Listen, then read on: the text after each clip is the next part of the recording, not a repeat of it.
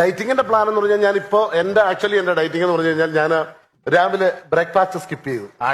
Breakfast അത് main ആയിട്ട് വേണ്ട. അത് മെയിൻ ആയിട്ട് ബ്രേക്ക്ഫാസ്റ്റ് സ്കിപ്പ് ചെയ്യണം നമ്മൾ. അപ്പൊ രാവിലെ എന്നിട്ട് എന്ത് കഴിക്കും? ഊണ് കഴിക്കും.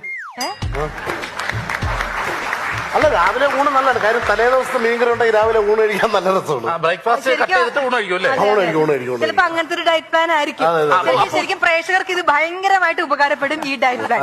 ഇങ്ങോട്ട് അപ്പൊ ഉച്ചക്ക് ഊണ് കഴിക്കും, കൂടെ കാപ്പിയും കഴിക്കും. ഏത് കാപ്പി? നമ്മൾ രാവിലെ സ്കിപ്പ് ചെയ്ത കാപ്പി ഇല്ലേ, അല്ലെങ്കിൽ അത് വേസ്റ്റ് ആവില്ല. അപ്പൊ അത് ഉച്ചക്ക് ഊണും ആ കാപ്പിയും കൂടെ ആയിട്ട് ഉച്ചക്ക് നമ്മൾ കഴിക്കും. അതെ. പക്ഷെ വൈകുന്നേരം ഒറ്റ നേരം, അതായത് 6 മണിയാകുമ്പോ നമ്മൾ ഒരു നേരം ഗോതമ്പാക്കണം. നല്ലത്.